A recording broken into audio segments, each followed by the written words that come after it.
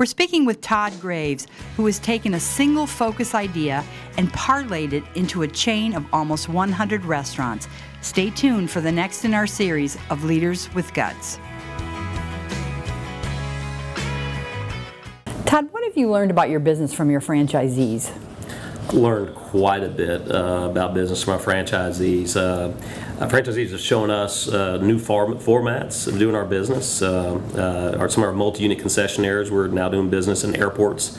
We've never done business in airports before. We're doing business in campus environments that we weren't involved with other concessions and different brands in the campuses. They've also taught us a lot about their experiences, different ideas and different ways to do things. It comes back to the basics. You know, you take care of your crew, you take care of your guests, you take care of your community, and we've gotten a lot from involving them on planning and getting different ideas from them from the inception of planning, and then also from following up on different programs we do at Canes. You know, franchising by its very nature is really about consistency and sameness, and yet it's in all our nature as human beings to want to customize everything. We want our cubbyhole to be our cubbyhole with our pictures. So how do you mesh those two things? Yeah, it's difficult because you know, I think that franchising's job, and if you are the franchisor, is to give, you know, a brand and to give systems and processes that are proven for success, right? But you know, everybody wants to personalize, and when people have had success in other franchising businesses or their own businesses and are now franchising your concept, there's some spirited debate that goes on about, you know, how things should be done and the way they're done. We've had success by, one, picking the right types of franchisees. Entrepreneurs don't make good franchisees. Entrepreneurs want to do it all the way that they want to do it by themselves. But us picking great business professionals that have entrepreneurial spirit and want to own their own business, but that also appreciate our systems and processes. Now, using their expertise and their great experiences when it comes to our programs, when it comes to our strategies, and when it comes to our follow-up has been key of meshing what they want to do, what we want to do, and is a great common ground. Whether it's every franchisee being involved in a huge initiative such as our Managing Partner Program, or it's having different committees with the franchisee involvement, whether it goes into new menu board design or new training programs. Whatever franchisee want to be involved with. Now, what we've also seen is we get better products from that, but you also get buy-in from the franchise community. So if you're going to roll something out, it gets better accepted. So you say that an entrepreneur wouldn't make a great franchisee. Does that mean you think you wouldn't be a great franchisee? No, I would have made a terrible franchisee. I would have changed everything they did, and I would have had a better way for doing everything. Yes, okay. How do you communicate to your franchisees? I think communication is absolutely key, and regular communication. We have structured communication. We have our yearly franchise meeting. We have our monthly franchisee call. We have our franchisee newsletters. We have our franchisees updates, and those are all very, very important. But I think what it is having an open door policy where the communication can go back and forth in an unstructured manner also. So any of our franchisees can pick up the phone and give me a call or send me an email, and that goes with anybody in our organization. And I think that open line of communication outside of the structured communication is what keeps us close and keeps us well communicated. Todd, it took you a while to make the decision to franchise in the first place. What went into that decision, and what factors did you look at? You know, for me, the first decision to franchise came from the vision. You know, I set a vision for Raising Cane's. It was lofty, and I wanted to have locations all over the world and be known as the brand for quality chicken finger meals, great crew, cool culture, and active community involvement.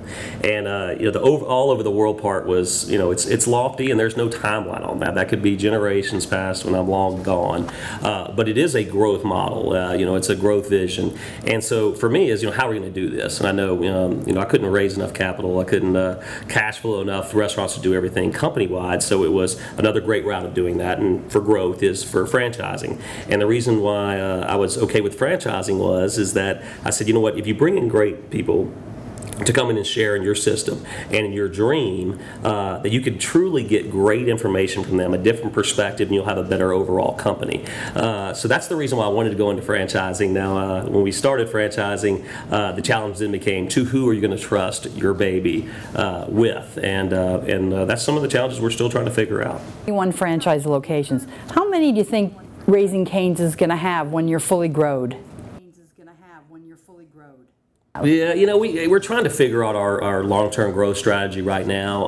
I got a fantastic group of franchisees, and they vary. And we have experienced multi-unit franchisees. They've been great operators in other businesses. Some of them very large businesses. We also have one restaurant operators, husband and wife combinations. We have multi-unit concessionaires that work in different campuses and airports, and then we have a managing partner program in our company that is bringing up internal managers to become franchisees. So we have different types of franchisees, and we're in different formats. Now, we're doing our long-term growth strategies, looking at the success we're having with each individual group and how we move forward with franchising. And have you noticed an uptick in the interest to open a franchise since the economy turned south? Yeah, franchising has really ticked up with the economy going down. There's a lot more interest in people controlling their own destiny, seeing they're at their jobs that maybe they might not have, that they've worked hard in for several years, being able to control their own financial destiny, and also what their family going to stand for, get involved in the community, that sort of thing. Raising Cane's has a higher startup cost, so I think the initial interest is there. It's just a very high startup cost that most people just getting started off in franchising and not going to be able to accomplish. How do you solicit your franchise partners, and where do you find them?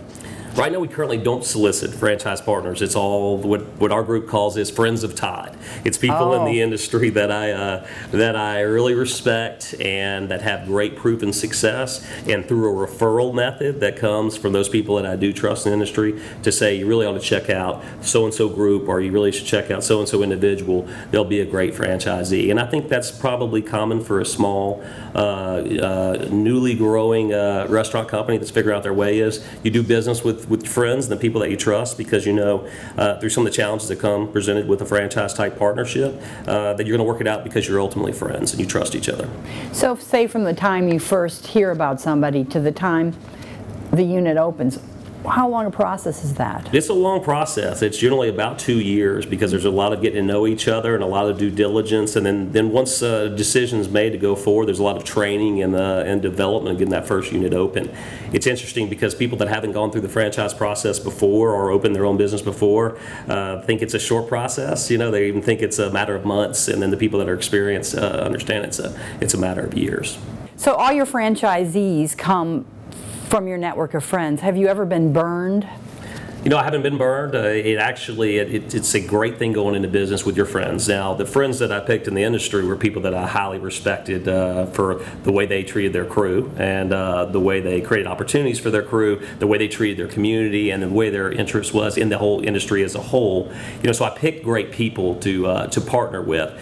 The friendship side presents challenges when we have some pretty heated disagreements, and when friends have a disagreement versus business partners, that's often different. Emotions get involved, that sort of thing. You kind of go over certain territories that you normally wouldn't if you just had a business type relationship. So we've had to learn to work in both business and a friendship type environment. But ultimately, it's been a fantastic way of us learning how to become a franchisor. And in a lot of cases, our group of industry friends that are learning to become great franchisees, is that trust between each other that's gotten us through some of the challenges and made us, a successful group as a whole. We've been talking with Todd Graves, CEO of Raising Cane's. Check out the next part of this series as we explore what it takes to be a leader with guts. For Food Channel Pro, I'm Ellen Codiff.